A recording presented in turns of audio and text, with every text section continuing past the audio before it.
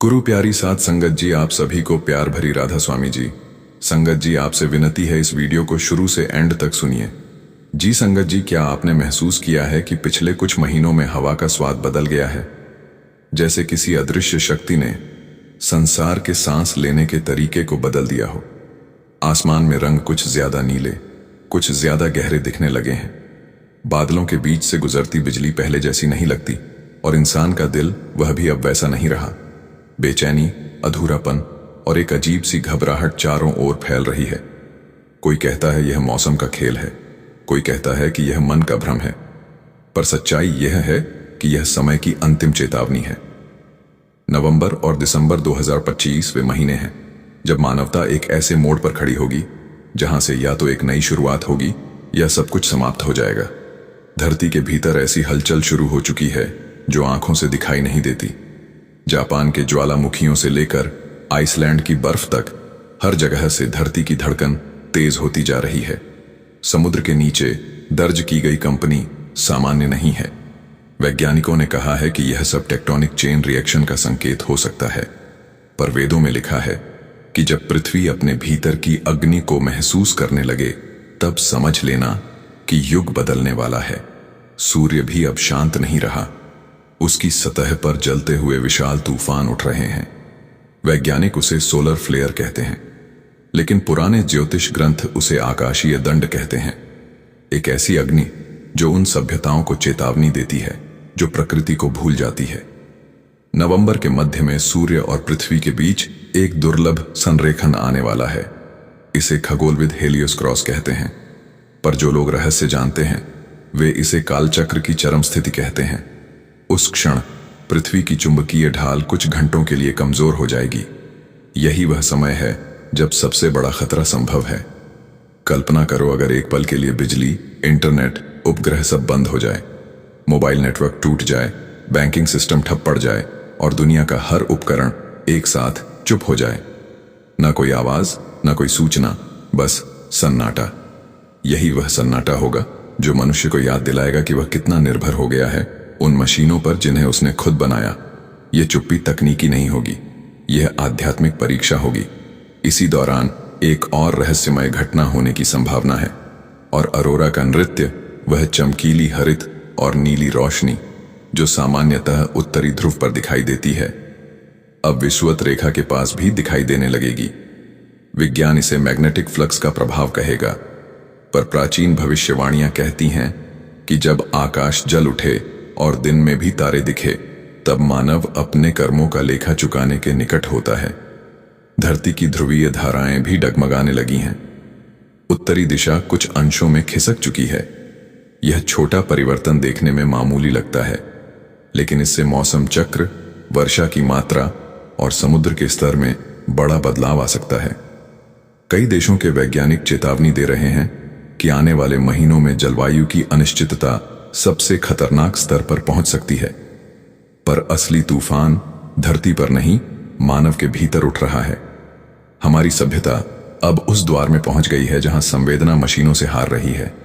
बच्चे सूर्य को देखकर नहीं, स्क्रीन पर देखकर सुबह पहचानते हैं। रिश्ते वास्तविक नहीं, डिजिटल हो गए हैं।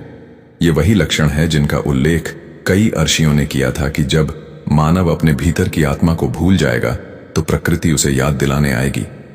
नवंबर और दिसंबर की यह अवधि उसी स्मरण की शुरुआत है। कहा जाता है कि हर युगांत से पहले 3 संकेत प्रकट होते हैं: जल की अशांति, आकाश की आग और मन का अंधकार। जल पहले से ही विद्रोही हो चुका है। समुद्री धाराएं अपनी दिशा बदल रही हैं। सैकड़ों समुद्र जीव असामान्य रूप से तटों पर मर रहे हैं। आकाश ने भी अपनी भूमिका शुरू कर दी है। सूर्य से निकलती अनोखी तरंगे रेडियो संकेतों को निगल रही हैं। अब बचा है तीसरा संकेत, मन का अंधकार, और यह सबसे खतरनाक है क्योंकि यह दिखाई नहीं देता। लोग धीरे धीरे असहिष्णु हो रहे हैं। हर देश में घृणा, हर समाज में विभाजन बढ़ रहा है। ऐसा लगता है मानो कोई अदृश्य शक्ति इंसानों को आपस में भिड़ाने पर आमादा है। यही वह मानसिक वायरस है जो हर अंत से पहले फैलता है। इसे धर्म, राजनीति या विचारधारा का नाम दे दिया जाता है, लेकिन असल में यह चेतना की गिरावट है। और अब एक और संकेत सामने आने वाला है। दिसंबर के पहले सप्ताह में सूर्य से एक विशाल चुंबकीय तूफान निकलने की संभावना है। अगर वह सीधे पृथ्वी से टकराया तो पूरा ग्लोबल नेटवर्क कुछ समय के लिए रुक सकता है। कल्पना करो, दुनिया में पहली बार एक ऐसा दिन आएगा जब हर स्क्रीन काली होगी, हर फोन खामोश होगा और हर शहर बिना दिशा के रुक जाएगा। लोग पहली बार उस चीज को सुनेंगे जिसे वे वर्षों से अनदेखा कर रहे थे। अपने भीतर की आवाज। पुराने संतों ने लिखा है, जब मशीनें मौन होंगी तब आत्माएं बोलेंगी, शायद वही समय आने वाला है। यह विनाश नहीं बल्कि आरंभ का आह्वान है, पर यह शुरुआत केवल उन्हीं के लिए होगी जो भीतर से जागे हुए हैं। बाकी सब इस परिवर्तन को भय और अंधकार के रूप में महसूस करेंगे। दिसंबर के अंत में कहा जा रहा है कि आकाश कुछ देर के लिए अजीब नीला हो जाएगा, जैसे कोई अदृश्य पर्दा हट गया हो। पक्षी उड़ना बंद कर देंगे, जानवर बेचैन होंगे और इंसान पहली बार समझेगा कि प्रकृति सिर्फ चार तत्व नहीं, एक चेतन सत्ता है जो अब निर्णय ले रही है। वह देख रही है कि कौन इस परिवर्तन के योग्य है और कौन नहीं। नवंबर और दिसंबर केवल महीने नहीं, यह दो द्वार हैं, एक अंधकार की ओर, दूसरा प्रकाश की ओर। जो अपने भीतर की शांति ढूंढ लेंगे वे पार हो जाएंगे, जो लालच और भय में उलझे रहेंगे वे उसी में डूब जाएंगे। 2025 की यह अंतिम चेतावनी हमें एक ही बात याद दिलाती है, हमारी शक्ति विज्ञान में नहीं विवेक में है। जो इसे समझ लेगा वही अगले युग की सुबह देख पाएगा। दिसंबर की ठंडी हवा इस बार कुछ अलग होगी। उसमें एक अजीब सी खामोशी घुली होगी, जैसे समय ने खुद अपनी गति धीमी कर दी हो। शहरों की रोशनी के बीच भी एक अनहा अंधेरा रहेगा। लोग देखेंगे कि बिजली तो जल रही है पर उजाला नहीं हो रहा। सड़कों पर शोर रहेगा पर किसी के भीतर कोई आवाज नहीं गूंजेगी। यही वह शांति होगी जो तूफान से पहले आती है, क्योंकि यह सिर्फ मौसम का नहीं, युग का परिवर्तन है। धरती की हर परत, हर धड़कन एक नए चक्र की तैयारी कर रही है। सौर तूफान के गुजरने के बाद दुनिया के कई हिस्सों में अजीब घटनाएं होने लगेंगी। कई जगह कंपास उत्तर दिशा नहीं दिखाएंगे, घड़ियां पीछे चलने लगेंगी और आसमान में नीले सफेद प्रकाश के गुच्छे दिखाई देंगे। वैज्ञानिक इसे मैग्नेटिक पल्स का असर कहेंगे, पर जो ध्यान की गहराइयों में उतर चुके हैं वे जानेंगे कि यह पृथ्वी की आत्मा की सांसें हैं। वह पहली बार महसूस कराई जा रही है ताकि मानव समझे कि वह इस ब्रह्मांड का मालिक नहीं, हिस्सा है। कई आश्रमों में साधु संत एक ही दृश्य का उल्लेख करेंगे, धरती के केंद्र से उठती एक उजली किरण जो हर दिशा में फैल रही है। कुछ लोग कहेंगे यह सिर्फ कल्पना है, लेकिन जिनके भीतर शांति है वे इसे अपने दिल में महसूस करेंगे। उन्हें लगेगा जैसे किसी ने भीतर कोई पुराना दरवाजा खोल दिया हो जो सदियों से बंद था। यह वही क्षण होगा जब आत्मा और प्रकृति का संवाद फिर से शुरू होगा।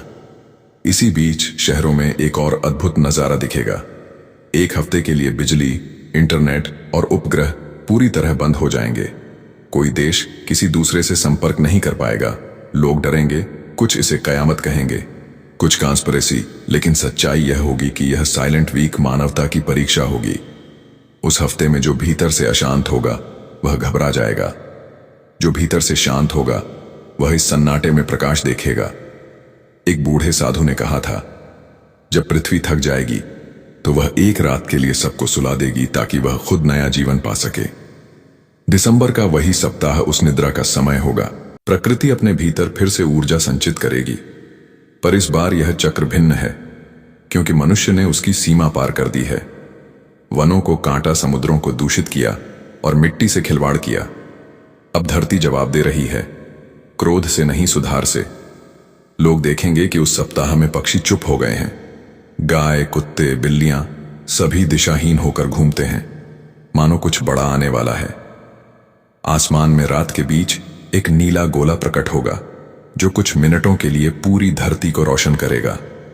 वैज्ञानिक उसे सुपरनोवा कहेंगे, लेकिन जिनकी दृष्टि खुल चुकी होगी वे जानेंगे कि यह दिव्य चेतना की झलक है, वही ज्योति जो हर युगांत पर प्रकट होती है। उस नीली रोशनी के आने के बाद हवा में एक अनोखी गंध भर जाएगी, न मिट्टी की, न धुएं की, बल्कि किसी नई शुरुआत की। लोग अपनी आंखों से आंसू बहते हुए पाएंगे, बिना जाने क्यों। कुछ लोग हंसेंगे, कुछ मौन हो जाएंगे और कुछ बस आसमान को निहारते रहेंगे। उस पल हर मनुष्य का दिल उसके कर्मों का दर्पण बन जाएगा। जो भीतर से पवित्र हैं उन्हें इस प्रकाश में आनंद मिलेगा। जो छल और भय में जी रहे हैं वे इससे डरेंगे। शहरों में अराजकता फैल जाएगी, बिना नेटवर्क के सिस्टम ठप होंगे, पैसा व्यर्थ हो जाएगा। लेकिन दूर गांवों में जहां लोग अब भी मिट्टी से जुड़े हैं वहां जीवन चलता रहेगा। चूल्हे जलेंगे, लोग एक दूसरे से बातें करेंगे, बच्चे मिट्टी में खेलेंगे या विरोधाभास ही दिखाएगा कि सभ्यता ने क्या खोया और क्या बचा। असल शक्ति कभी तकनीक में नहीं थी बल्कि आत्मा की सरलता में थी। महाभारत कहता है कि जब कली का अंत आता है तब मनुष्य की दृष्टि बाहर से भीतर की ओर मुड़ जाती है। 2025 का यह संकट उसी पलटाव की शुरुआत है। मानव अब अपने भीतर झांकने पर मजबूर होगा। उसे एहसास होगा कि विज्ञान ने जो दिया वह सुविधा थी लेकिन शांति नहीं। उसने बाहरी दुनिया को समझा पर आत्मा की भाषा भूल गया। यही विस्मरण अब उसका शिक्षक बनेगा। दिसंबर के अंतिम दिनों में आकाश में एक क्षीण परंतु स्थिर प्रकाश बना रहेगा। दिन और रात का अंतर धुंधला हो जाएगा। कुछ लोग कहेंगे कि यह वायुमंडलीय प्रभाव है, पर वास्तव में यह चेतना की ऊर्जा का आवरण होगा जो पृथ्वी को एक नई तरंग में बांध देगा। धीरे धीरे लोग महसूस करेंगे कि उनके भीतर पुरानी भावनाएं टूट रही हैं। अहंकार, भय, लालच, सब कुछ जैसे गलने लगा है। यह पीड़ा भी होगी और मुक्ति भी। जो इस परिवर्तन को स्वीकार करेंगे वे नई चेतना में प्रवेश करेंगे।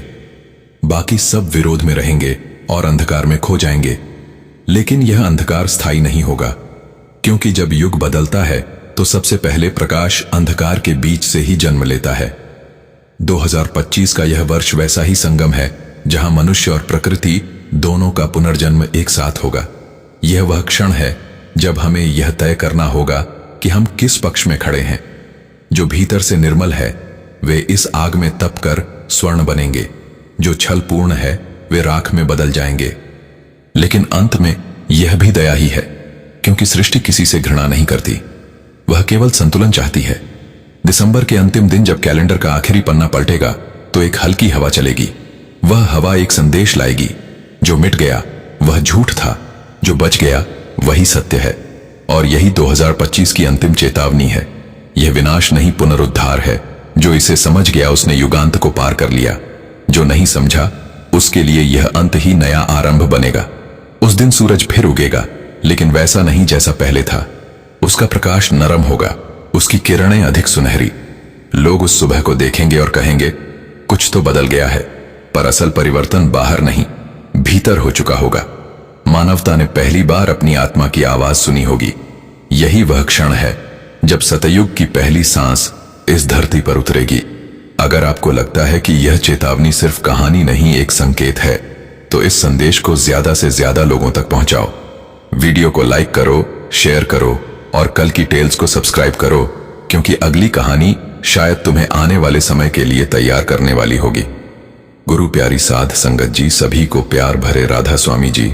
कुछ साधकों ने हमसे पूछा है, सतलोक से पहले आत्मा कहां थी?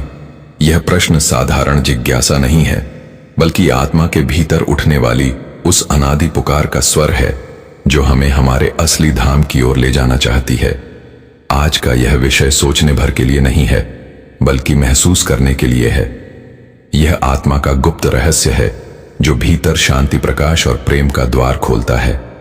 हम आप सबसे निवेदन करते हैं कि कुछ क्षण आंखें बंद करें, अपने भीतर की ओर लौटें और इस यात्रा को दिल से सुनें, क्योंकि यह किताबों की बात नहीं है बल्कि जिया हुआ सत्य है। संतम की शिक्षाएं हमें वह दिशा दिखाती हैं जहां मन स्थिर होता है और आत्मा अपने अनंत घर की ओर चल पड़ती है। इस सत्संग में हम धीरे धीरे उस अनहद शब्द और उस दिव्य प्रकाश की ओर बढ़ेंगे जो सत्पुरुष के चरणों तक पहुंचाता है। आगे चलकर हम गुरु ग्रंथ साहिब जी के वचनों से प्रेरणा लेंगे और कबीर साहिब के अनुराग सागर से एक जीवंत कथा भी सुनेंगे, जिससे यह यात्रा और गहरी बस सहज हो जाए। और हां, इस साधना को सेवा का रूप देने के लिए हम विनम्र निवेदन करते हैं कि आप चैनल को सब्सक्राइब करें, क्योंकि इससे मिलने वाला सहारा सीधे उन बच्चों तक शिक्षा और भोजन पहुंचाने में लगता है जिन्हें इसकी सबसे अधिक जरूरत है। साधकों, आत्मा का असली घर सतलोक है। संतमत हमें यही समझाता है कि यह धाम अनादि और अनंत है, जहां न समय का बंधन है, न जन्म और मृत्यु का फेर है, वहां केवल अनहद शब्द की मधुर ध्वनि है और प्रेम व प्रकाश का असीम सागर है। कबीर साहिब ने सहज वाणी में कहा है, सतलोक सुंदर सदा जहां न काल की छाया। इसका अर्थ यह है कि उस धाम में काल यानी मृत्यु का कोई असर नहीं पहुंचता। पर जब चेतना थोड़ी सी भी माया की ओर झुकती है तो काल और माया मिलकर उसे आवरणों में ढक लेते हैं। यह ढकाव आत्मा को सतलोक से अलग नहीं करता, पर उसकी स्मृति को धुंधला कर देता है। जैसे बादल सूरज को ढक लेते हैं, पर सूरज अपनी जगह स्थिर ही रहता है। इसी तरह आत्मा भी सदा सतलोक में ही निवास करती है, पर माया के पर्दे के कारण वह भटकती हुई प्रतीत होती है। यह भटकन उसे महाशून्य से होते हुए शून्य मंडल, फिर त्रिकुटी कारण लोक और सूक्ष्म लोक से गुजारती हुई पृथ्वी तक ले आती है। यह कोई भौतिक यात्रा नहीं है, बल्कि चेतना के आवरण दर आवरण में बंधते चले जाने का अनुभव है। संत तुलसी साहिब ने इस रहस्य को उजागर करते हुए कहा, आत्मा सदा स्वतंत्र पर माया ने बांधा जाल वास्तव में वही जाल है जो साधक को भटकाता है। उस जाल को काटने का मार्ग केवल एक है। साधकों, इस गढ़ सत्य को सहज समझने के लिए एक सरल उपमा पर ध्यान दीजिए। जैसे आकाश में सूर्य हर पल चमक रहा होता है, पर जब घने बादल आ जाते हैं तो उसकी ज्योति हमें कम दिखाई देती है। क्या वास्तव में सूर्य गायब हो जाता है? नहीं, वह तो अपनी जगह पर स्थिर और पूर्ण प्रकाशमान ही रहता है। उसी प्रकार आत्मा भी सदा सतलोक में ही निवास करती है, परंतु माया के बादल काम, क्रोध, लोभ, मोह और अहंकार उसके तेज को ढक लेते हैं। जब तक यह बादल छाए रहते हैं तब तक आत्मा का असली स्वरूप हमसे ओझल रहता है। लेकिन जैसे ही साधक नाम का सुमिरन और ध्यान का अभ्यास करता है, धीरे धीरे यह बादल हटने लगते हैं और भीतर का प्रकाश पुनः प्रकट हो जाता है। तभी आत्मा अपने अनादि धाम को पहचानती है और भीतर से आवाज आती है, यही तो मेरा असली घर है। गुरु ग्रंथ साहिब जी का वचन हमें इस सत्य की याद दिलाता है। नाम के साथ शुद्ध मन से ध्यान करके मुक्ति का द्वार मिलता है। अब आगे ध्यान दीजिए, क्योंकि आने वाले अनुभव में हम और गहराई से समझेंगे कि कैसे अनहद शब्द और भीतर का प्रकाश आत्मा को ऊपर की ओर उठाते हैं। साधकों, जब हम आत्मा की इस यात्रा को और गहराई से देखते हैं तो गुरु ग्रंथ साहिब जी के वचन हमारे लिए दीपक का काम करते हैं। गुरु नानक देव जी सहज वाणी में कहते हैं, जब सच्चा प्रभु खुद क्षमा करता है तो फिर पुनर्जन्म के चक्र में नहीं पड़ना पड़ता, वह अंत में मुक्त हो जाता है। गुरु मुख होकर वह महानता प्राप्त करता है। इन शब्दों से हमें स्पष्ट होता है कि आत्मा अपने बल से मुक्त नहीं हो सकती, बल्कि सद्गुरु की कृपा ही वह नौका है जो इस भवसागर से पार ले जाती है और आत्मा को उसके मूल सतलोक तक पहुंचा देती है। अनहत शब्द और भीतर के प्रकाश का भी गुरु साहिब बार बार स्मरण कराते हैं।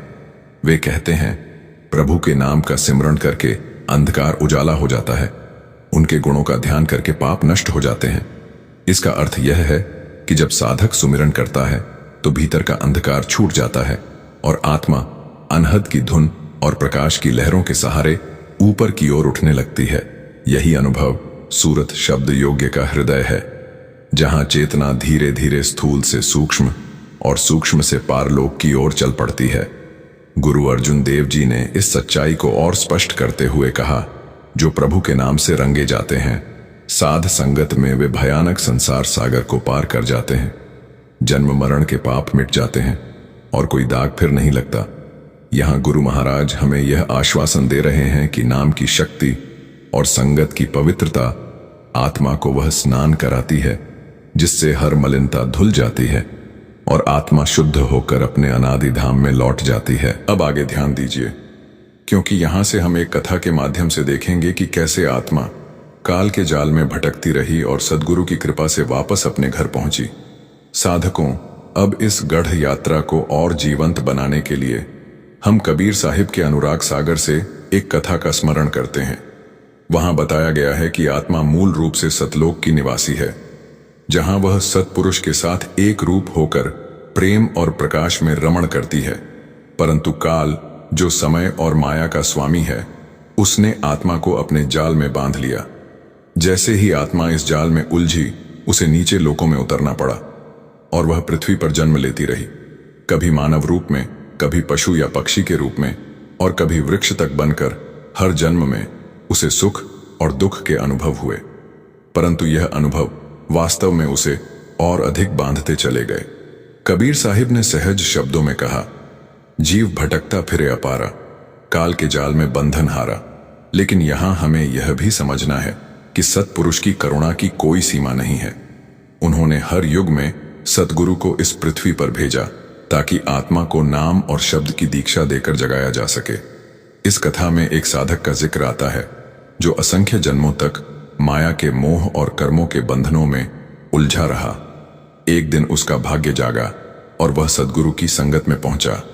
सद्गुरु ने उसे नाम की दीक्षा दी। जब उसने श्रद्धा से सुमिरन और भजन का अभ्यास किया तो उसकी सूरत तीसरे नेत्र पर स्थिर हो गई। वहां उसने सहज दल कमल का उज्जवल प्रकाश देखा और भीतर से घंटियों की मधुर ध्वनि सुनी। धीरे धीरे सद्गुरु की कृपा और अनहद शब्द की धुन ने उसकी आत्मा को ऊपर उठाया। उसने त्रिकुटी पार की, शून्य मंडल और महाशून्य पार किए और अंततः सतलोक तक पहुंच गया। कबीर साहिब यही रहस्य प्रकट करते हैं। नाम बिना जीव भटके सद्गुरु बिना मुक्ति न पावे। इस कथा का संदेश यही है कि आत्मा वास्तव में सतलोक से कभी अलग नहीं हुई, परंतु माया के पर्दे ने उसे भटका दिया। और वही आत्मा जब सूरत शब्द योग का अभ्यास करती है तो वह फिर से अपने अनादि धाम को पहचान लेती है। अब आगे ध्यान दीजिए, क्योंकि आने वाले भाग में हम आत्मा की इस यात्रा का नक्शा देखेंगे। एक एक लोक के माध्यम से जैसे एक पवित्र ग्रंथ के अध्याय खुलते चले जाते हैं।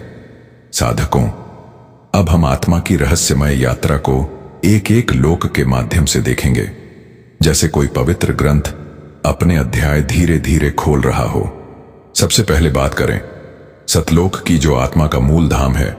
यहां आत्मा सत्पुरुष के साथ एक रूप रहती है, जहां अनहद शब्द की अनंत धुन गूंजती है और असीम प्रकाश का सागर चारों ओर फैला रहता है। वहां न द्वैत है, न भय, न जन्म मरण का चक्र, केवल निर्मल प्रेम और शाश्वत आनंद का अनुभव है। गुरु ग्रंथ साहिब जी इस सत्य को स्पष्ट करते हैं। सचखंड वासई निरंकार। यहां आत्मा अपनी सबसे शुद्ध अवस्था में रहती है, जैसे बूंद सागर में मिलकर सागर ही हो जाए। सतलोक से नीचे आते ही आत्मा का सामना होता है महाशून्य से, जिसे महान शून्य भी कहा गया है। यह एक गहन अंधकार का क्षेत्र है, जहां ना कोई ध्वनि सुनाई देती है, ना कोई प्रकाश दिखाई देता है। यह स्थान साधना में सबसे कठिन पड़ावों में से एक माना गया है, क्योंकि यहां आत्मा का धैर्य और संकल्प परखा जाता है। साधना में यदि सद्गुरु की कृपा ना हो और अनहद शब्द का सहारा ना मिले तो आत्मा इस शून्यता में फंस सकती है। संतमत आचार्य कहते हैं कि केवल सद्गुरु का हाथ और भीतर गूंजने वाला वह अनहद नाद ही आत्मा को इस महाशून्य से सुरक्षित पार कराता है। अब आगे ध्यान दीजिए, क्योंकि अगला पड़ाव और भी सूक्ष्म है। वह है शून्य मंडल, जिसे साधना में 10वां द्वार भी कहा जाता है। साधकों, जब आत्मा सद्गुरु की कृपा और अनहद शब्द के सहारे महाशून्य को पार कर लेती है तो उसके सामने प्रकट होता है शून्य मंडल, जिसे साधना में 10वां द्वार या मानसरोवर भी कहा गया है। यह स्थान आत्मा के लिए गहन शांति और अद्भुत पवित्रता का अनुभव कराता है। यहां श्वेत चंद्रमा जैसा निर्मल प्रकाश हर दिशा में फैलता है और भीतर से सितार की मधुर ध्वनियां सुनाई देती हैं, जो आत्मा को आनंद और स्थिरता से भर देती हैं। यहां पहुंचकर आत्मा मानो अमृत सरोवर में स्नान करती है। उसके जन्म मरण के बंधन धीरे धीरे खुलने लगते हैं और वह अपनी खोई हुई शुद्धता को फिर से प्राप्त करती है।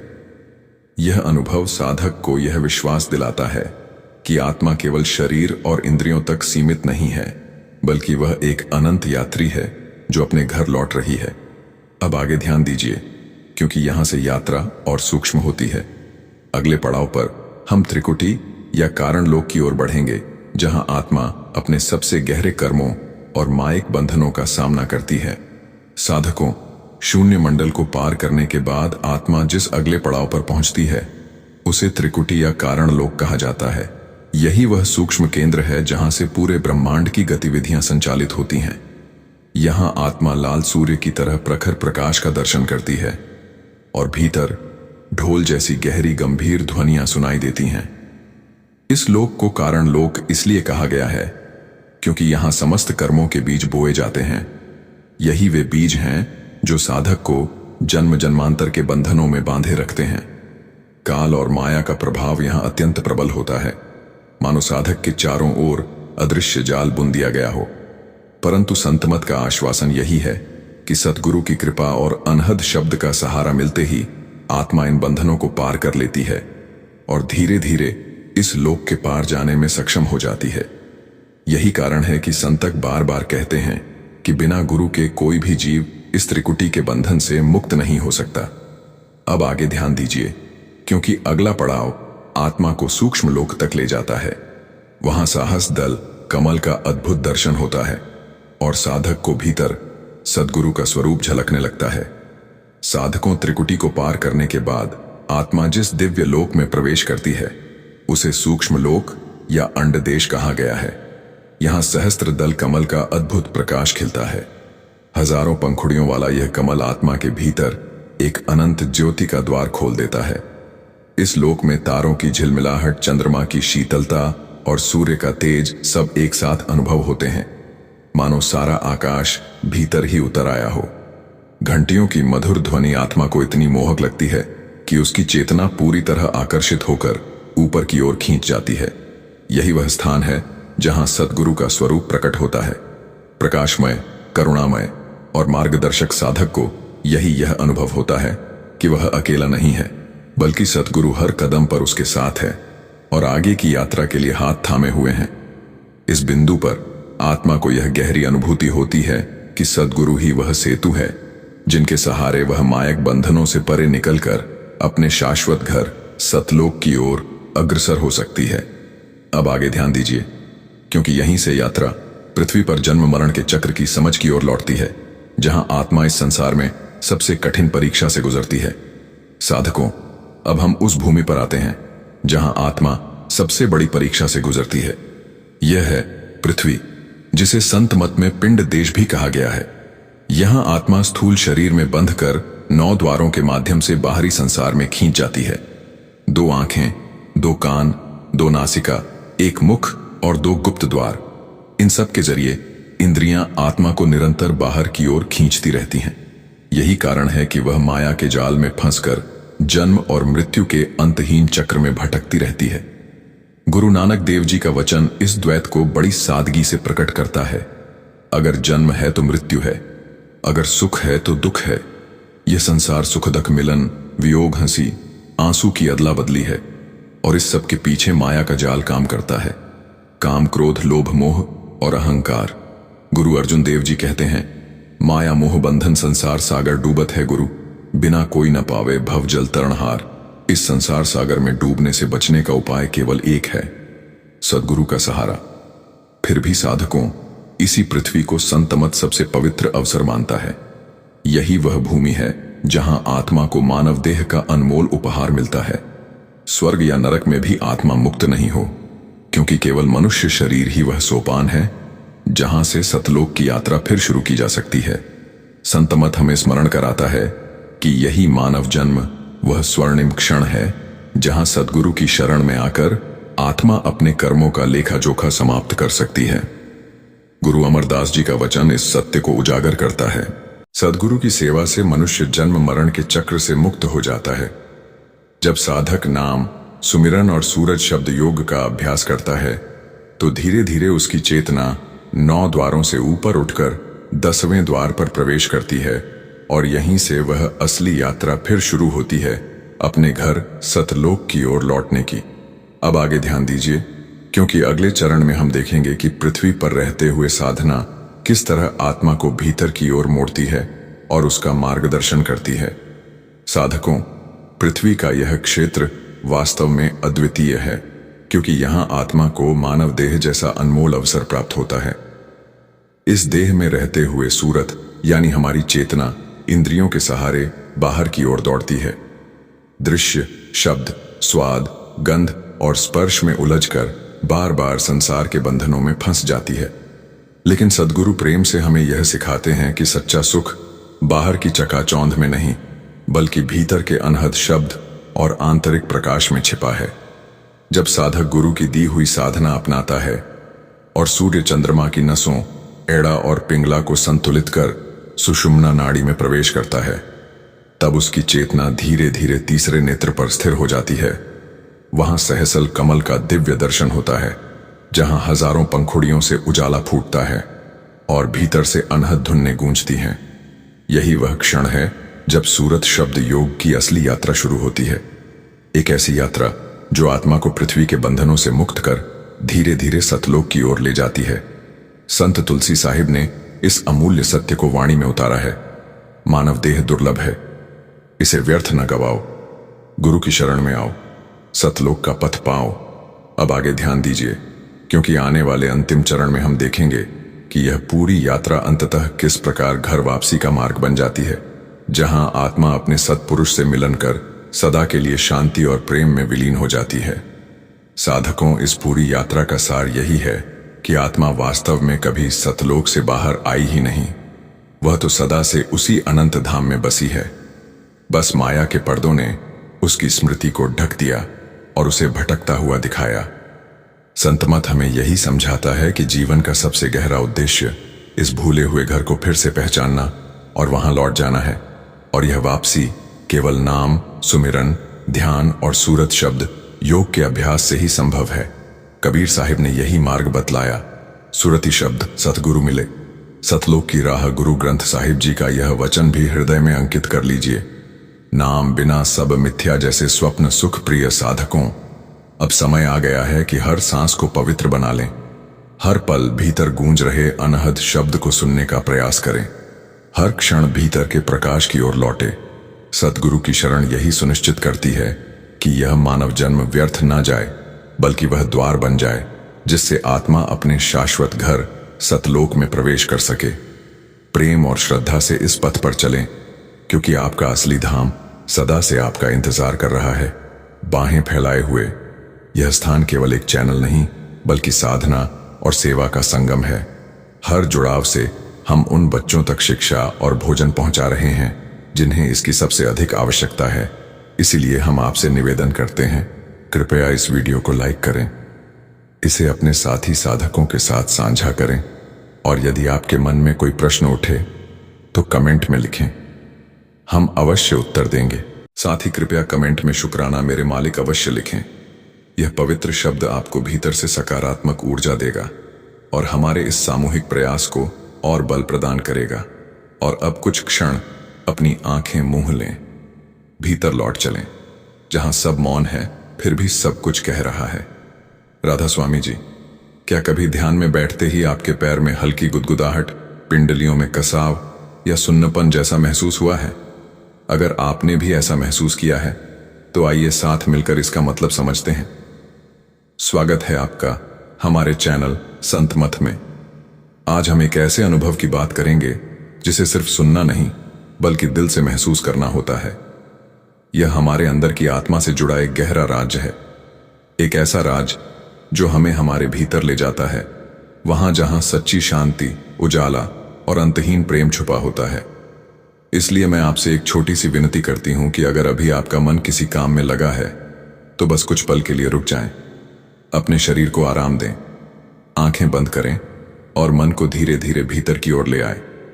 क्योंकि जो मैं आज आपसे बताने जा रही हूं वह कोई किताब का ज्ञान नहीं है, बल्कि उन साधकों का सच है जिन्होंने इसे अपने दिल में उतारा है और प्रेम से रखा है। अगर आप भी इस साधना की राह पर हमारे साथ चलना चाहते हैं तो कृपया चैनल को सब्सक्राइब करें। यहां से मिलने वाली हर आय जरूरतमंद बच्चों की शिक्षा और भोजन में जाती है। तो चलिए इस अनमोल यात्रा की शुरुआत करते हैं, जहां हर सवाल के पीछे एक जवाब नहीं, बल्कि एक जीता जागता अनुभव छुपा है, और उस अनुभव में आपका असली स्वरूप छुपा है। जब हम रोज ध्यान में बैठते हैं तो कई बार कुछ ही देर में पैरों में हल्की सनसनाहट, पिंडलियों में कसाव या सुन्नपन जैसा महसूस होता है। अगर इसे बस शरीर की बात समझें तो ऐसा इसलिए होता है क्योंकि हम पद्मासन, सिद्धासन या सुखासन जैसी मुद्राओं में लंबे समय तक बैठे होते हैं और पैरों तक खून और प्राण शक्ति का बहाव थोड़ा धीमा हो जाता है। इसीलिए ध्यान से पहले थोड़ा हल्का व्यायाम या स्ट्रेचिंग कर लेना अच्छा होता है, जिससे शरीर ज्यादा समय तक थके बिना स्थिर रह सके। लेकिन संतमत की नजर से यह सिर्फ शरीर की प्रतिक्रिया नहीं है, बल्कि एक अच्छा संकेत है। यह बताता है कि आपकी प्राण शक्ति अब बाहर की तरफ नहीं बल्कि अंदर की ओर गहराई से बहने लगी है, जैसे कोई शांत नदी धीरे धीरे गहराई में उतर जाए। कबीर साहिब ने भी कहा है, तन की सुधि मिट जाए, मन की सुधि मिट जाए, आत्मा की सुधि रहे, तब सद्गुरु मिलाए। यही वह पहला कदम है जब साधक अपने बाहरी शरीर से हटकर अंदर की सूक्ष्म दुनिया में कदम रखता है और भीतर के द्वार धीरे धीरे खुलने लगते। यही वह समय है जब साधक समझ पाता है कि अब ध्यान सिर्फ शरीर में बैठे रहने का नाम नहीं बल्कि ऊर्जा के प्रवाह में पूरी तरह डूब जाने का नाम है। स्वामी जी महाराज कहते हैं, जब ध्यान में शरीर की चेतना ढीली पड़ने लगे तो समझो आत्मा अब भीतर की ओर बढ़ने लगी है। यह यात्रा हमें वहां ले जाती है जहां ना मन का शोर है, ना समय का बोझ, बस शांति, उजाला और नाम का मधुर रस है। अब स्वाभाविक प्रश्न उठता है, इसे शुभ संकेत क्यों कहा जाता है? चलिए यही समझते हैं। जब हम ध्यान में स्थिर हो जाते हैं तो धीरे धीरे शरीर की सारी ऊर्जा ऊपर की ओर बहने लगती है। यह हमारी प्राण शक्ति का ऊर्ध्वगमन है, जैसे कोई शांत धारा नीचे से उठकर सिर की ओर प्रवाहित हो रही हो। इस समय आज्ञा चक्र एक अदृश्य चुंबक की तरह काम करता है, जो सारी ऊर्जा को ऊपर खींच लेता है और निचले हिस्सों में ऊर्जा का प्रवाह कम हो जाता है। इसलिए वहां ऑक्सीजन और रक्त की जरूरत भी घट जाती है।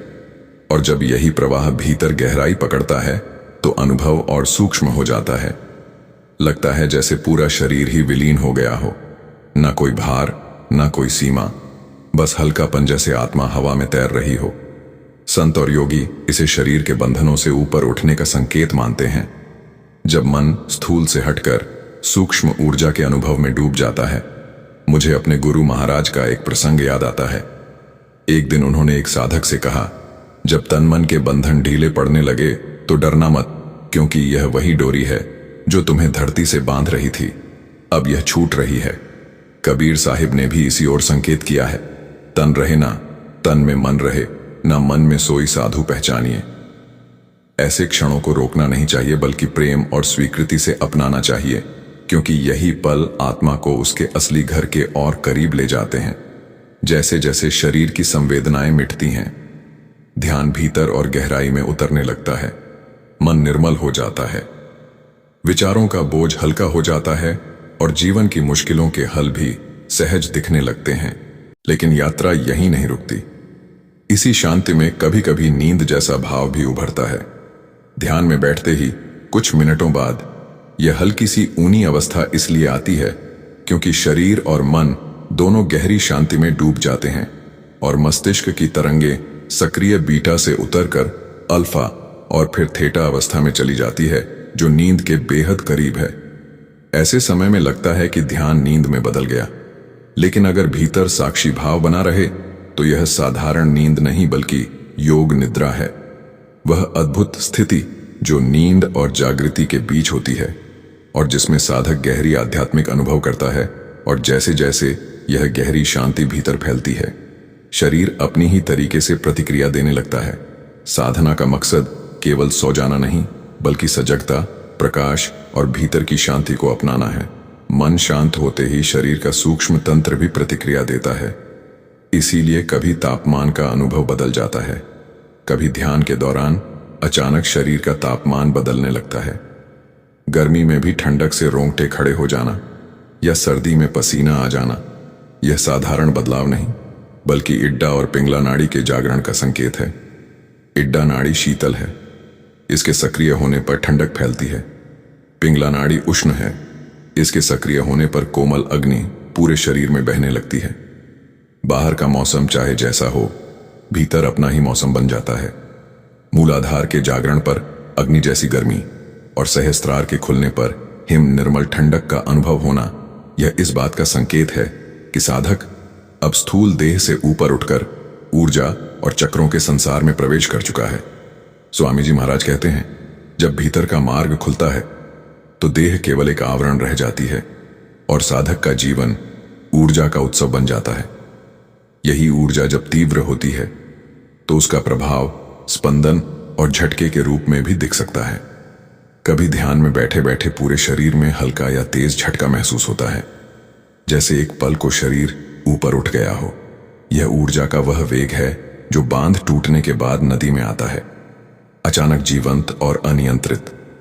कभी यह स्पंदन गर्दन के पास होता है, कभी हाथ अपने आप ऊपर उठ जाते हैं, तो कभी भीतर एक मौन विस्फोट सा महसूस होता है जो पूरे शरीर को भीतर तक हिला देता है। संत मत में इसे योग लक्षण कहा गया है, जो बताता है कि आपकी प्राण शक्ति अब स्थिर नहीं रही, बल्कि तीव्र होकर ऊपर की ओर बढ़ रही है। कई बार यह प्रवाह इतना सहज हो जाता है कि शरीर आगे या पीछे झुक जाता है, जैसे किसी अदृश्य शक्ति के सामने प्रणाम कर रहा हो। कभी यह प्रवाह नाड़ियों में क्षण भर रुकता है, फिर अचानक खुलकर पूरे वेग से बह निकलता है, ठीक वैसे जैसे बंद पड़ा झरना अचानक खुल जाए। कुंडलिनी जागरण के प्रारंभिक चरणों में भी यही अनुभव होता है, जब शक्ति मूलाधार से उठकर सुषुम्ना में प्रवेश करती है और भीतर की तरंगे पूरे शरीर को स्पंदित कर देती हैं। जब यह प्रवाह स्थिर हो जाता है तो वह ऊर्जा मौन का वस्त्र ओढ़कर मन पर उतरती है। कबीर साहिब कहते हैं, मन रे साधु बन साधे, सहज स्वभाव तन मन की गति छूट कर मिले निरंजन भाव। ऐसे लक्षणों को रोकना नहीं, बल्कि प्रेम और सजगता से महसूस करना चाहिए, क्योंकि यही साधना की अगली सीढ़ी का द्वार खोलते हैं। ऊर्जा का यह ज्वार जब भीतर ठहरता है तो वह मौन की चादर बनकर मन पर उतर आता है। कभी ध्यान से उठते ही यह गहरा अदृश्य मौन आपको ढक लेता है, ना बोलने का मन करता है, और यदि कोई बोले तो उसकी आवाज भीतर तक छुप जाती है। उस क्षण मन केवल एक ही चाह रखता है, निर्मल और पूर्ण शांति, जैसे गहरी झील का शांत जल, जिसकी सतह पर कोई लहर ना हो और जिसमें केवल आत्मा का उज्जवल प्रतिबिंब दिखाई दे। उस समय भीतर की झील पर सचमुच कोई लहर नहीं होती। सब कुछ इतना स्थिर, इतना निर्मल और इतना शांत कि जैसे समय भी ठहर गया हो। बाहर का समुद्र चाहे जितना विशाल हो, उसकी लहरें उसे हमेशा हलचल में रखती हैं और वह कभी पूर्ण मौन का अनुभव नहीं कर पाता। ध्यान के बाद मन भी उस निर्मल झील जैसा हो जाता है, और यदि उसी क्षण कोई जोर से बोल दे तो यह वैसा है जैसे किसी ने उस शांत जल में पत्थर डाल दिया हो। लहरें उठती हैं और गहरी स्थिरता एक पल में टूट जाती हैं। इसलिए जब ध्यान के बाद आपका मन मौन में रहना चाहता है और किसी की आवाज भीतर चुभने लगे, तो यह कोई कमजोरी नहीं, बल्कि इस आंतरिक प्रगति का संकेत है कि आपकी साधना एक और गहरी मंजिल पर पहुंच चुकी है। संत अर्षि और योगी इसे युगों से पहचानते आए हैं। जब भीतर का मौन इतना गहरा हो जाता है कि बाहरी शोर एक असंगत ध्वनि जैसा लगता है, उसी समय भीतर एक अनगाह संगीत भी बजता है। कोई वाद्य नहीं, बल्कि आत्मा की अपनी धुन, जिसमें शांति के स्वर लिपटे होते हैं। यह भीतरी गूंज बाहरी आवाज से आसानी से विचलित हो जाती है, क्योंकि बाहरी शोर आपको फिर स्थूल जगत में खींच लाता है, जबकि चेतना सूक्ष्म आंगन में उस अमृत क्षण को थामे रहती है। अब इस मौन का असली अर्थ समझते हैं। यह केवल चुप रहना नहीं है। संत मत में मौन का मतलब है स्थूल शरीर, विचारों और इच्छाओं की सीमाओं से ऊपर उठकर सूक्ष्म और कारण शरीर में प्रवेश करना। वह अवस्था जहां न कोई विचार जन्म लेता है, ना कोई इच्छा उठती है, बस अनंत शांति का सागर फैल जाता है। यही वह मौन है जिससे संसार की हर ध्वनि जन्म लेती है और अंत में हर ध्वनि इसी में विलीन हो जाती है। कबीर साहिब का वचन यहां बिल्कुल सटीक बैठता है। मौन महल में शब्दनाद, शब्दनाद में मौन, यही वह बिंदु है जहां साधना, शांति और शून्यता एक हो जाती है। इसी मौन की गोद में मन का रुख बदलता है और वैराग्य का कोमल अंकुर जन्म लेता है। जब साधक इस मौन में डूबने लगता है तो मोह के धागे ढीले पड़ने लगते हैं। जो वस्तुएं पहले मन को खींचती थीं, वे अब फीकी लगने लगती हैं।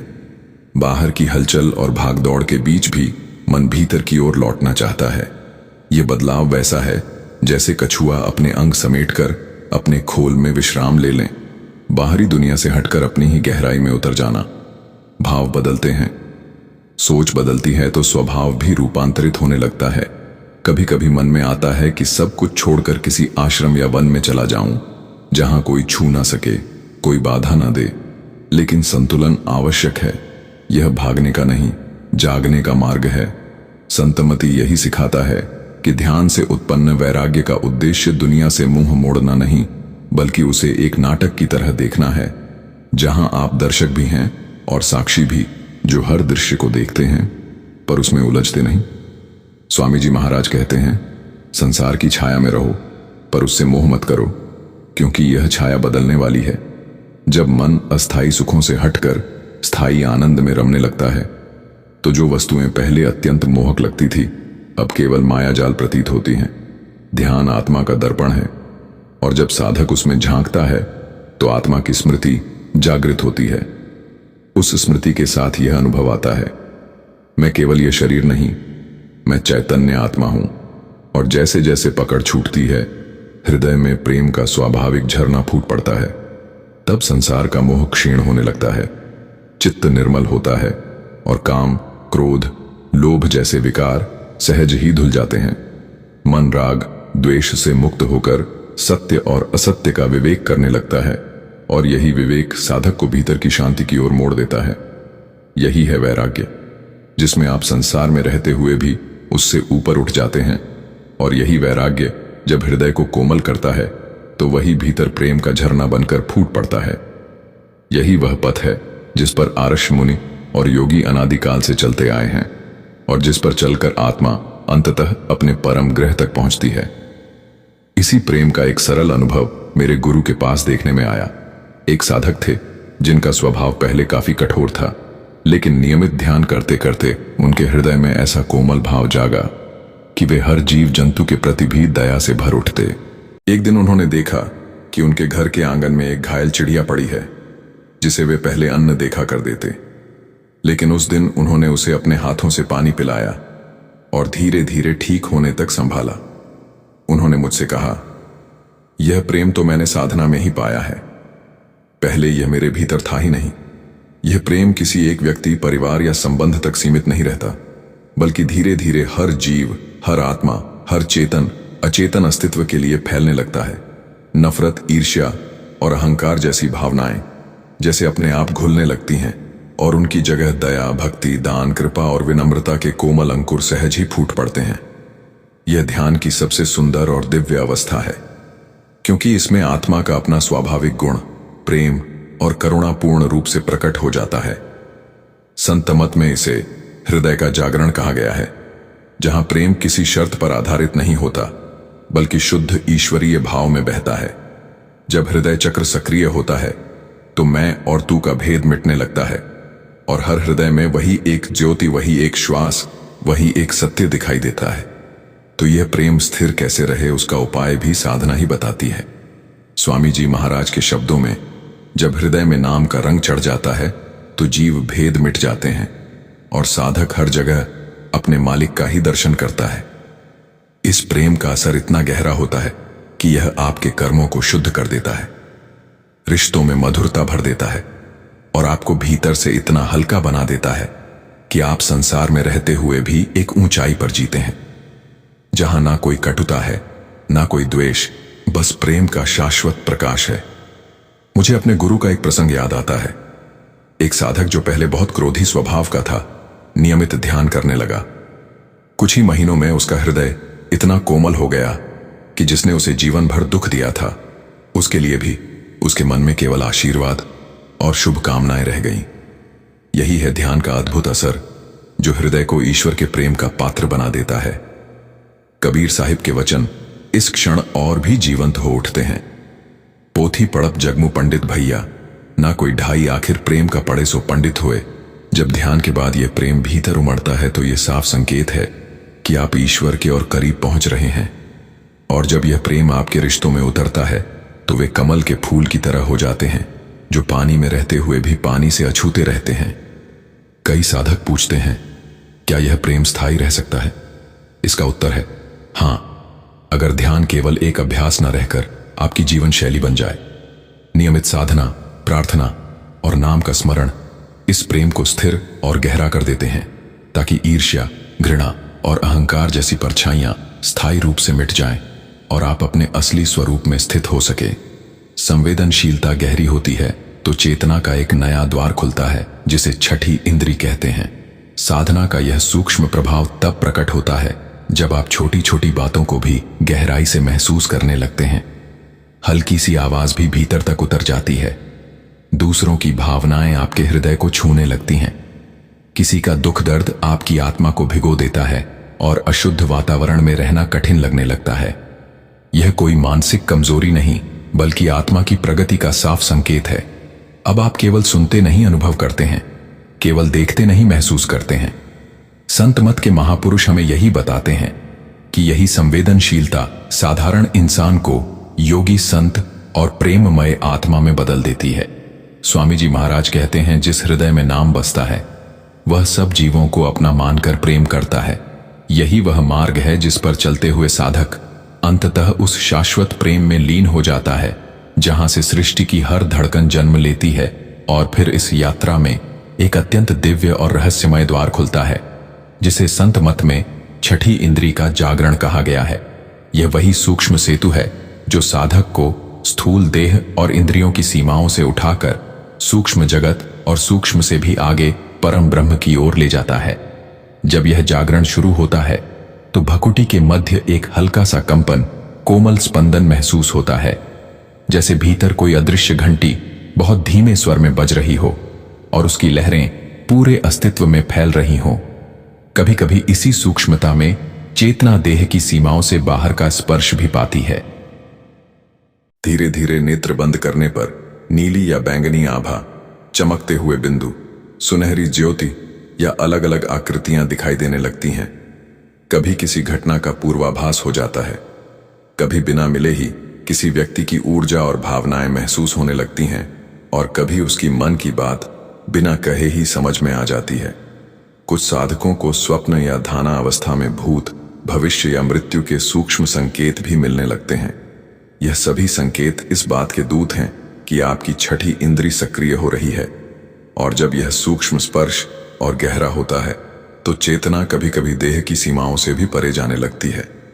लेकिन संत मत की दृष्टि से यह साधना का अंतिम लक्ष्य नहीं बल्कि एक नई गहरी यात्रा की शुरुआत है।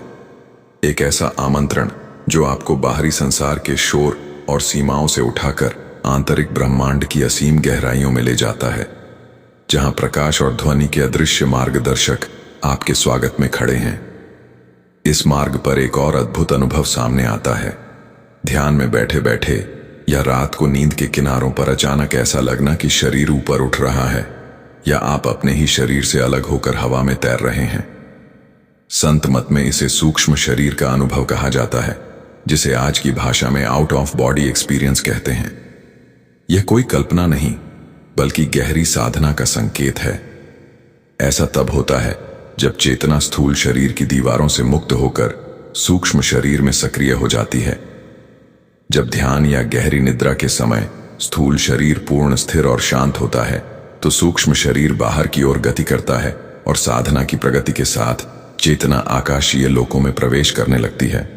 यह अनुभव कुंडलिनी के जागरण, प्राण शक्ति के ऊर्ध्व प्रवाह या पिछले जन्मों की साधना संस्कारों के कारण भी सहज प्रकट हो सकता है। एक वृद्ध साधक का प्रसंग याद आता है जो कहते थे, जब पहली बार ध्यान में यह अनुभव हुआ तो लगा जैसे गुरु की कृपा ने मुझे शरीर की सीमाओं से मुक्त कर अनंत आकाश में विहार करने भेज दिया। यह क्षण बताता है कि आप अब केवल एक सीमित मनुष्य नहीं बल्कि एक जागृत आत्मा है जो अपने वास्तविक स्वरूप की पहचान में आगे बढ़ रही है। इन सूक्ष्म अनुभूतियों के साथ सिर के मध्य हल्का दबाव भी अनुभव में आ सकता है। कभी कभी रात में सोते समय ऐसा लगता है कि कोई अदृश्य शक्ति आपके ऊपर हल्का सा दबाव डाल रही है। उस क्षण मन में यह सवाल उठ सकता है, क्या यह कोई नकारात्मक ऊर्जा है? दरअसल ध्यान की गहराई में जाते जाते संवेदनशीलता इतनी सूक्ष्म हो जाती है कि आपका सूक्ष्म शरीर चारों ओर की ऊर्जाओं को महसूस करने लगता है। हमारे आसपास असंख्य शुभ और अशुभ ऊर्जाएं रहती हैं। सामान्य अवस्था में वे हमें छू नहीं पाती, लेकिन जब सूक्ष्म शरीर जागृत होता है तो वह उन्हें महसूस करने और कभी कभी आकर्षित करने लगता है। ज्यादातर समय यह शुभ आत्माएं होती हैं जो आपसे जुड़ने या आशीर्वाद देने आती हैं। इसलिए अगर ऐसा अनुभव हो तो डरना नहीं चाहिए। यह साधना का स्वाभाविक चरण है और कई बार गुरु की अदृश्य उपस्थिति का संकेत भी। इसके आगे साधना में एक और गहरा पड़ाव आता है। ध्यान में बैठे बैठे सिर के मध्य सहस्रार के पास हल्का सा दबाव, खिंचाव या कभी कभी हल्का दर्द महसूस होना। यह तब होता है जब ऊर्ध्वगामी प्राण शक्ति मस्तिष्क में संचित होने लगती है, मानो वर्षों से सोई हुई चेतना कोशिकाएं धीरे धीरे जाग रही हों। यह कभी कभी थोड़ी असुविधाजनक लग सकती है, लेकिन यह कोई रुकावट नहीं बल्कि चेतना के विस्तार का संकेत है। जैसे कोई बंद कली भीतर से धीरे धीरे खिल रही हो। समय के साथ शरीर और मस्तिष्क इस ऊर्जा को सहजता से धारण करना सीख लेते हैं और यह अनुभूति ध्यान की मधुर लय में घुलकर आपकी आध्यात्मिक यात्रा को और भी गहरा बना देती है। चेतना गहराती है तो भाव तरंगे भी सहज उठती हैं। कभी रोंगटे, कभी आंसू, कभी मुस्कान, कभी ध्यान में बैठे बैठे अचानक पूरे शरीर में एक अनोखी तरंग दौड़ जाती है। रोंगटे खड़े हो जाते हैं, जैसे किसी अदृश्य और कोमल शक्ति ने आपको हल्के से छू लिया हो। यह केवल शारीरिक प्रतिक्रिया नहीं बल्कि आत्मा का प्रत्यक्ष अनुभव है, एक पवित्र संकेत कि कोई दिव्य उपस्थिति, चाहे वह ईश्वर हो, गुरु की कृपा हो या कोई उच्च आत्मा, आपके समीप आ क्षण में साधना केवल मानसिक अभ्यास नहीं रह जाती बल्कि चेतना के हर स्तर पर सक्रिय हो जाती है। कभी यह भी होता है कि बिना किसी कारण होठों पर हल्की मुस्कान आ जाए या आंखों से निर्मल आंसू बहने लगे। यह तब होता है जब अवचेतन के गहरे द्वार खुलते हैं और पिछले जन्मों या इस जीवन की गहरी स्मृतियां सतह पर आकर प्रेम, कृतज्ञता और भक्ति की लहरें जगाती हैं। यही धारा आगे नाड़ियों में संतुलन लाती है, जहां इड्डा, पिंगला और सुषुम्ना सजग होती हैं और फिर एक और सूक्ष्म पर अत्यंत गहन अनुभव प्रकट होता है। रीढ़ की हड्डी में हल्की सी गुदगुदी, जैसे छींटियां ऊपर की ओर चल रही हों या कोई कोमल सर्प धीरे धीरे मूलाधार से सिर की ओर बढ़ रहा हो।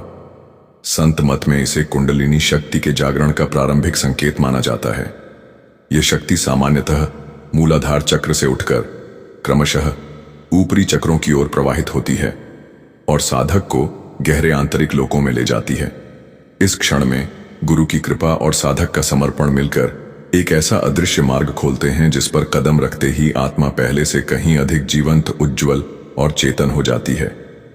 स्वामी जी महाराज का यह वचन मानो सजीव हो उठता है। जब शक्ति भीतर उठे और प्रकाश मार्ग दिखाए, तब जानो गुरु ने द्वार खोल दिया है। यही वह चरण है जहां साधना एक साधारण क्रिया से बदलकर जीवित अनुभव बन जाती है और साधक का हर श्वास भीतर की यात्रा का हिस्सा बन जाता है। यही धारा आगे नाड़ियों में संतुलन लाती है, जहां इड्ढा, पिंगला और सुषुम्ना सजग होती हैं। जब इन तीनों नाड़ियों में ऊर्जा का प्रवाह सक्रिय होने लगता है तो रीढ़ की हड्डी के आसपास झुनझुनी हल्की सी हलचल या सूक्ष्म स्पंदन का अनुभव होना एक स्वाभाविक और शुभ प्रक्रिया है। यह कोई डरने वाली बात नहीं बल्कि इस बात का स्पष्ट संकेत है कि आपकी चेतना अब स्थूल से सूक्ष्म की ओर यात्रा कर रही है और ध्यान के नए द्वार आपके लिए खुलने लगे हैं। इस ऊर्जा को रोकने या दबाने के बजाय साक्षी भाव से बस देखते रहे ताकि उसका प्रवाह सहज और संतुलित बना रहे। इसी गहराई में कभी कभी देह स्वयं विश्राम मांगती है। आंखें कुछ पल बंद रहना चाहती हैं। ध्यान के बीच ऐसा भी होता है कि आपकी आंखें इतनी स्थिर हो जाती हैं कि खुलने का नाम ही नहीं लेती। यह तब होता है जब मन और चित्त पूरी तरह बाहरी जगत से कटकर भीतर के सूक्ष्म स्तर में उतर जाते हैं। मानो शरीर स्वयं कह रहा हो, अब बाहर कुछ देखने की आवश्यकता नहीं। यह अवस्था ध्यान के अत्यंत गहरे क्षणों में आती है, जब आप जागृत, स्वप्न और निद्रा तीनों की सीमाओं से ऊपर उठ जाते हैं। उस समय आंखों का बंद रहना ध्यान की स्वाभाविक प्रक्रिया का हिस्सा है। यदि ऐसा अनुभव हो तो उसे सहजता से अपनाएं। खोलने में कठिनाई हो तो गहरी सांस लें, धीरे धीरे आंखें खोलें और ध्यान के बाद थोड़ी देर भूमि पर बैठकर आंखों को हल्के से मसल लें। नियमित साधना से यह अवस्था सहज और संतुलित हो जाती है और जब ध्यान और भी गाढ़ा होता है तो समय का स्पर्श भी धुंधला पड़ जाता है। फिर एक और अद्भुत अनुभव आता है, समय का बोध लुप्त हो जाना। कभी 1 घंटा बीत जाए लेकिन भीतर लगे कि अभी तो 10 मिनट हुए हैं।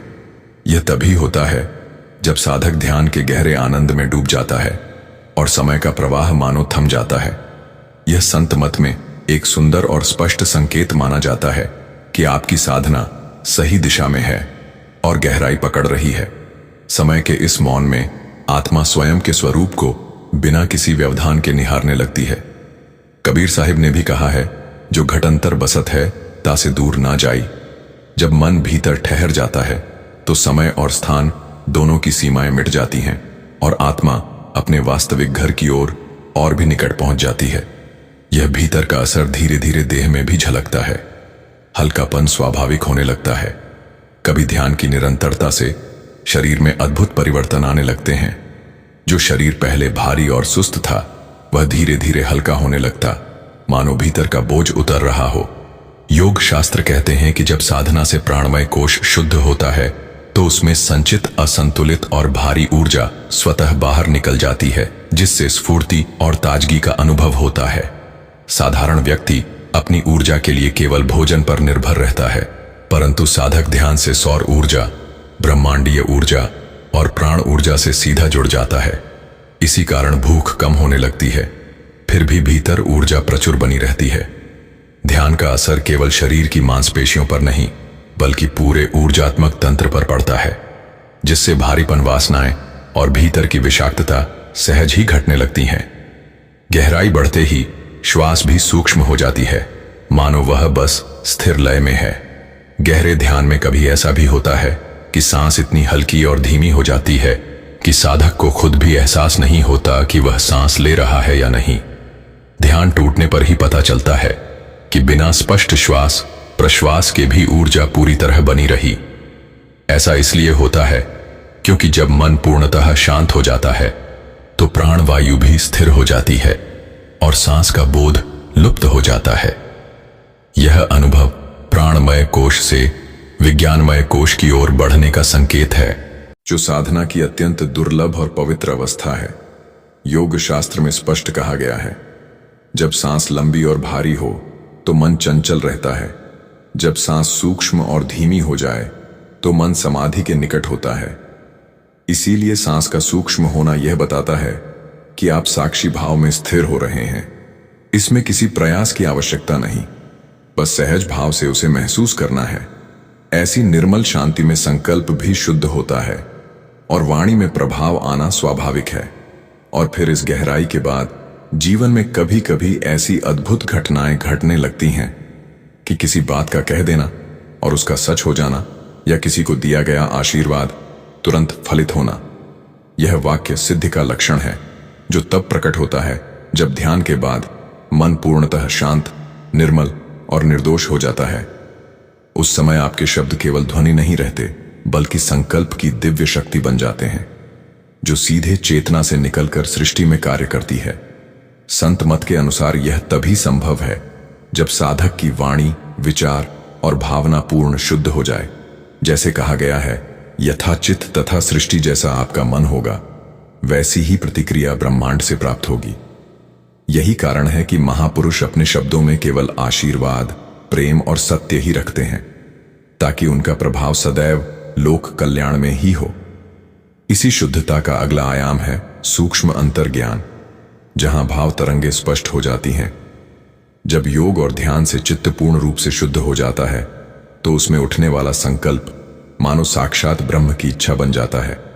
यह वरदान केवल उसी साधक को मिलता है जिसकी वाणी मौन, संयम, सत्य और तपस्या की अग्नि में तपकर निर्मल हो चुकी हो। महर्षि पतंजलि ने योग सूत्र में इसे रतम भरा प्रज्ञा कहा है। वह अवस्था जहां साधक का हृदय सत्य और ब्रह्म के साथ इतना एकाकार हो जाता है कि उसके शब्द स्वयं सत्य का स्वर बन जाते हैं। गहरे ध्यान से बाहर आने पर साधक की ऊर्जा सात्विक, ऊर्ध्वगामी और तेजस्वी होती है, और यदि उसी क्षण वह किसी को आशीर्वाद देता है तो वह तरंग सीधा उसके आभा मंडल में प्रवेश कर फलित हो जाती है। यह वही क्षण है जब मन, वचन और कर्म तीनों ब्रह्मांडीय लय से जुड़ जाते हैं। जब आपकी इच्छा और ब्रह्म की इच्छा में कोई भेद नहीं रह जाता तो वाणी में अदृश्य सत्य की शक्ति बस जाती है। इसी कारण इस अवस्था में वाणी की मर्यादा अत्यंत आवश्यक है, क्योंकि क्रोध, कटाक्ष या व्यंग में कहे गए शब्द भी सत्य का रूप ले सकते हैं। महापुरुष इसीलिए वाणी में करुणा, विवेक और मौन का पालन करने की शिक्षा देते हैं। और फिर इसी मार्ग पर एक और सूक्ष्म अनुभव आता है। ध्यान के समय या उसके बाद किसी से मिलते ही उसके मन की बात जान लेना बिना उसके कुछ कहे। जब साधक का अंतर्मन निर्मल और स्थिर हो जाता है तो अंतर्ज्ञान इतना प्रखर हो जाता है कि सामने वाले के मन की तरंगें, उसकी भावनाएं, चिंताएं और इरादे भीतर उतरने लगते हैं। कई बार तो व्यक्ति बोलने से पहले ही स्पष्ट हो जाता है कि वह क्या कहने वाला है।